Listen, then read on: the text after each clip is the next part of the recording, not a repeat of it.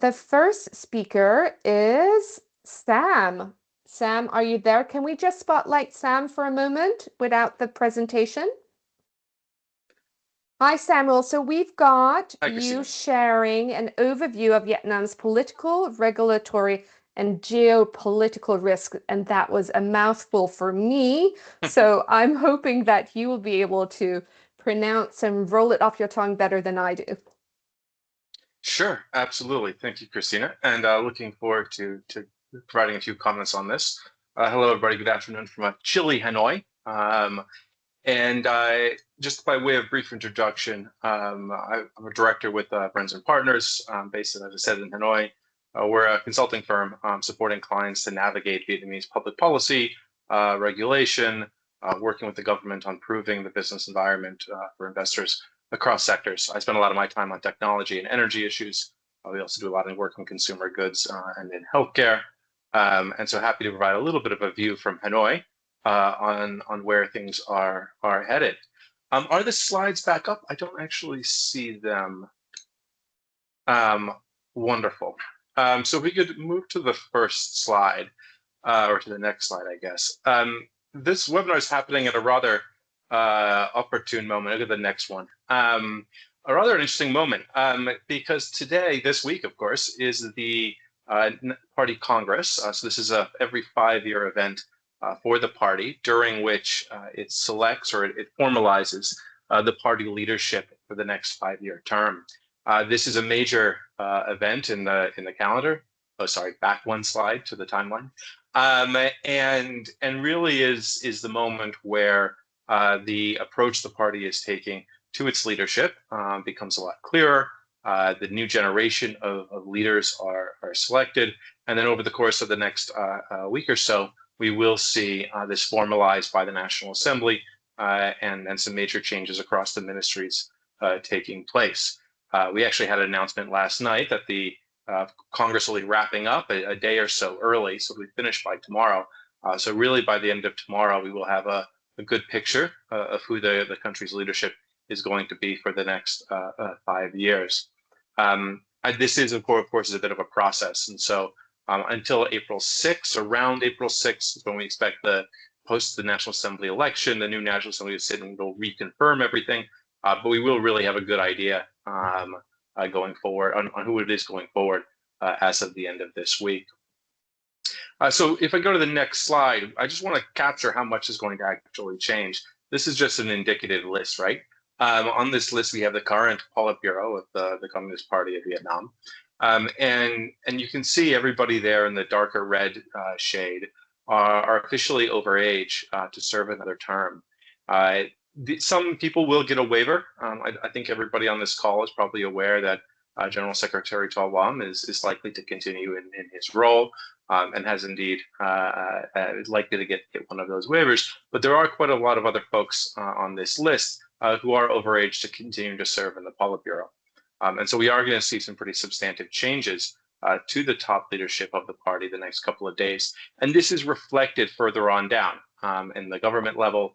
A number of the deputy prime ministers, for example, are overage. A number of the ministers serving in individual ministries are overage. And so we are going to get a new set of leaders coming in, both all the way up at that top level of the Politburo, but also in government and the ministries, which is obviously the key touch points for a lot of the companies on this call.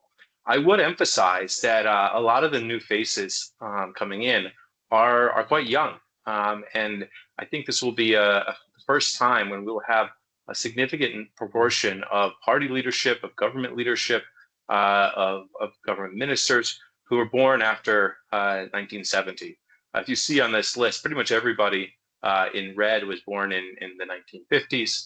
You can see a lot of folks in blue born in the early and mid 60s, but you only have one person on that list who was born after 1970. That will change significantly after this transition is done, after the Congress has happened.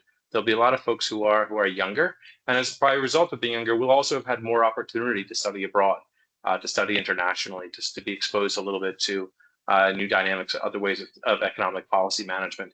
So I think there will be a bit of a generational shift, both in terms of the actual age of people involved, but also perspectives as this new government leadership shakes out over the next couple of weeks. So good to keep an eye on. Again, we'll probably get some announcements tomorrow, it seems like, given the Congress is going to end early, which will give some guidance on who is going to be taking up some of those key roles.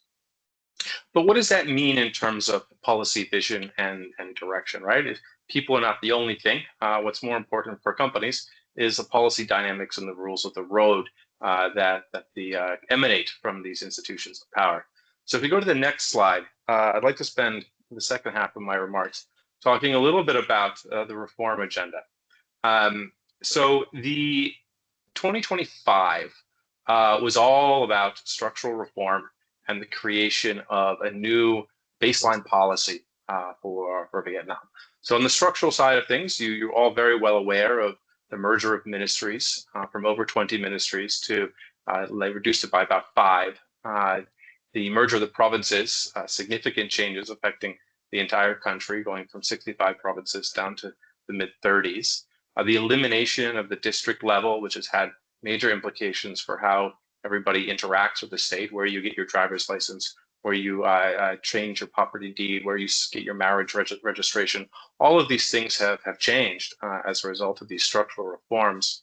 And also, I think one that's undercovered perhaps is trying to address localism concerns and really requiring that provincial leaders, both on the party side and at the People's Committee side, do come from more of a technocratic or external background, are not beholden to local dynamics in the provinces that they govern.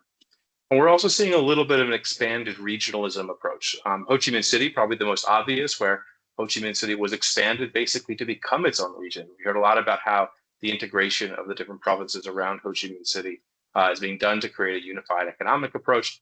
In Hanoi as well, we're seeing more discussions taking place between Hanoi leadership and the provinces that surround Hanoi to try and create a more regional development approach. And then a lot of this, that was the structural side. And then on the policy side, we had a series of new orientations. People have talked a lot about Resolution 57 on science, technology, and innovation, and that's the foundation for Vietnam's future economic growth. And people have also talked quite a lot about the Resolution 68, putting the private sector at the center of Vietnam's economic development. And more recently, we've had a number of sector resolutions come from the Politburo talking about the need to develop certain sectors, particularly around energy security, particularly around education and training. That was 2025 and early 2026. Next year, particularly after Tet, will be very focused on implementation. The government is coming out with master plans. There is a long list of pieces of regulation and policy that the different ministries will be developing to realize a lot of this. So we will still be growing building that foundation for policy that companies can then benefit from the clarity there and begin to see growth.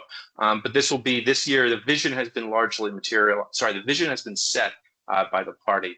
Now it's about materializing that vision. I think perhaps a great example of this is in infrastructure development, where both on the anniversary of the party back in September, and then more recently, there have been some major announcements about huge numbers of new infrastructure projects kicking off. I think the event the other day was 230 something new projects are being implemented across the country, ranging from highways to airports, rail linkages, huge amounts of infrastructure that is being pursued.